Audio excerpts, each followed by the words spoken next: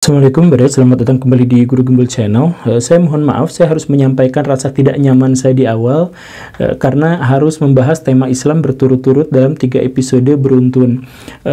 Ini adalah anomali di channel ini. Kalau Baraya sudah mengenal channel ini dari waktu yang agak lama, tentu saja Baraya juga kenal bahwa biasanya ketika saya harus menyampaikan satu tema tertentu, episode selanjutnya itu udah loncat ke tema yang lain gitu.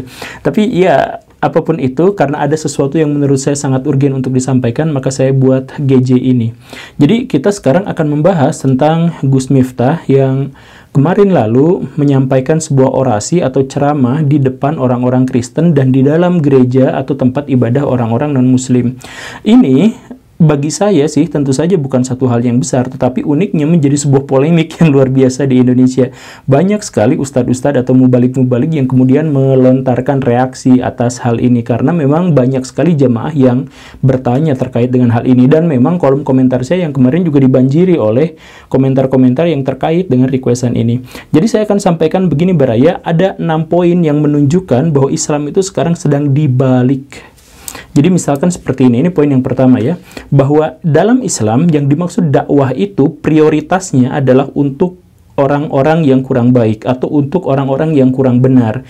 Dakwah itu memang menyeru orang kepada kebaikan, maka sejatinya dia disampaikan langsung kepada orang-orang yang suka bermaksiat atau orang-orang yang suka melakukan hal-hal yang jahat.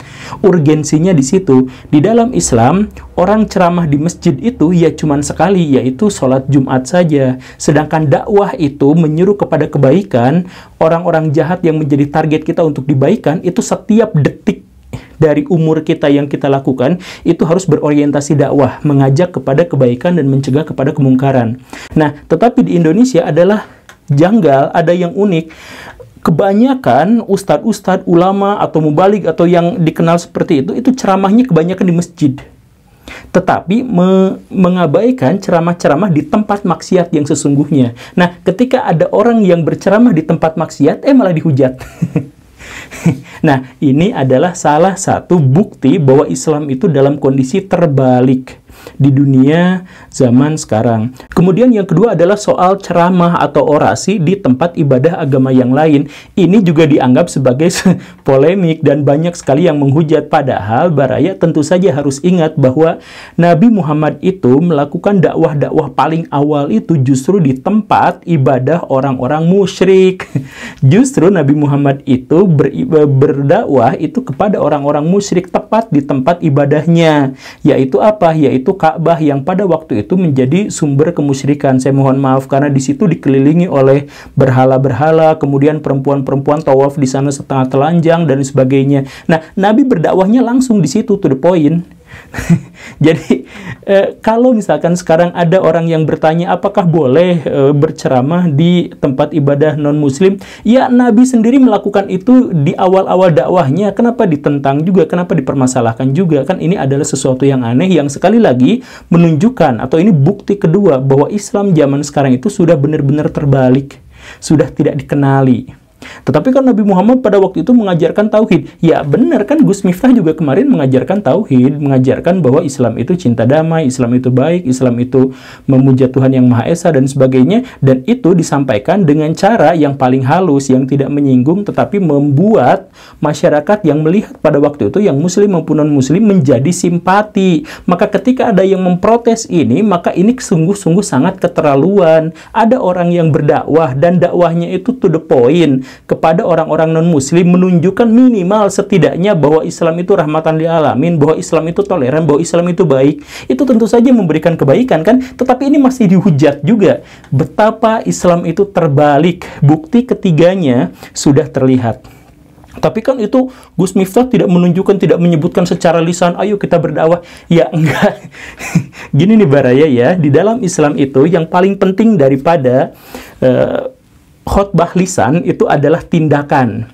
Ketika Nabi menyampaikan secara lisan, berdakwah secara lisan, yang masuk Islam itu hanya ratusan. Tetapi ketika Nabi melakukan dakwah dengan cara tindakan, berhasil menciptakan sistem birokrasi yang baik, berhasil mempersatukan orang-orang di Madinah, berusaha untuk memaafkan orang-orang kafir Quraisy yang telah menyakitinya dan sebagainya. Nah, tindakan-tindakan itulah yang menyebabkan 120.000 orang masuk Islam. Artinya, dimanapun ceritanya, tindakan itu selalu lebih penting daripada lisan. Nah, Gus Miftah itu tidak secara lisan ngomong ayo masuk ke dalam Islam, tetapi tindakannya menunjukkan bahwa Islam itu baik, rahmatan lil alamin dan sebagainya. Ini adalah tindakan yang jauh melampaui dari ucapan-ucapan lisan yang manapun, dan ini disampaikan kepada orang-orang yang non-muslim yang setidaknya mereka pasti akan kenal bahwa ternyata ada dimensi Islam yang sangat positif, yang sangat toleran, yang sangat baik, yang tidak seperti digembar-gemborkan oleh media massa.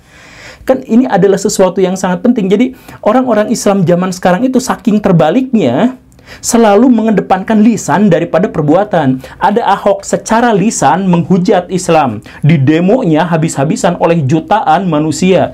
Tetapi ada orang-orang yang menghujat Islam secara tindakan, tindakannya benar-benar menghujat Islam, diabaikan sama sekali. Kenapa? Karena orang Islam itu tekstual, terlalu melihat lisan ngomong gini, kalau perbuatan bagaimanapun asal lisannya ngomong gini itu baik.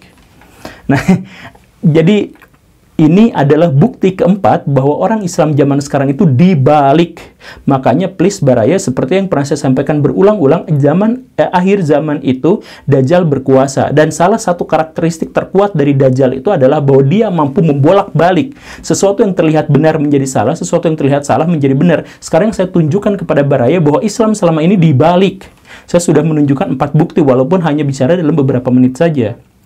Dan bukti yang kelima yang menunjukkan bahwa Islam sekarang itu dibalik adalah bahwa Gus Miftah yang melakukan tindakan-tindakan yang secara esensial sama seperti yang dilakukan oleh Nabi di Mekah dulu, itu ternyata dihujat atau menghasilkan kontroversi yang sangat luar biasa. Banyak orang-orang yang menghujat, menjelek-jelekan dan sebagainya, padahal dakwah yang sesungguhnya memang diarahkan kepada orang-orang non-muslim untuk menunjukkan bahwa Islam itu baik. Dakwah itu diarahkan kepada orang-orang yang salah untuk membuat mereka menjadi benar dan sebagainya.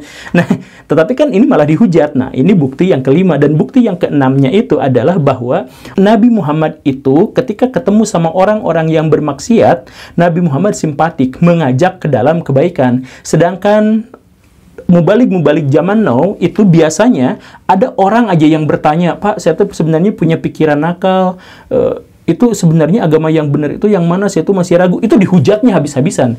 Ada orang yang, maaf ya, melacur. Itu sebenarnya butuh sekali bimbingan agama. Boro-boro dibimbing agama malah dihakimi, ditunjuk-tunjuk. Kamu teh gini, kamu teh gitu, kamu teh gini.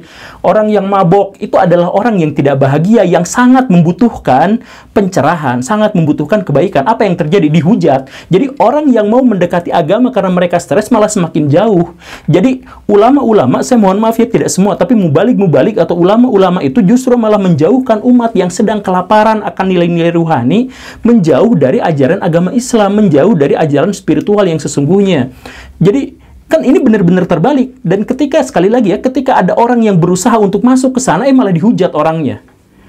Nah, terbalik kan? Ya, silakan Baraya pikirkan, silakan Baraya renungkan. Tetapi satu hal yang pasti begini Baraya, Islam itu turun sebagai rahmatan lil alamin, itu janji.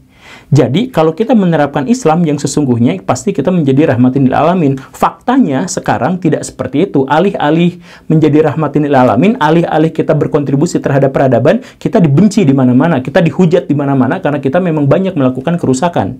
Iya kan? Nah, kenapa bisa seperti itu? Karena Islamnya dibalik. Maka dengan bukti-bukti yang tadi saya sampaikan bahwa Islam itu terbalik, saya tanyakan kepada Baraya, Baraya mau kembali ke dalam Islam yang sesungguhnya atau mau ikutan membalik Islam seperti yang dilakukan oleh geng motor itu? Silahkan tentukan pilihannya. Kalau sudah ataupun kalau belum, silahkan pikirkan. Terima kasih karena sudah menyimak. Saya mau kabur dulu. Assalamualaikum warahmatullahi wabarakatuh.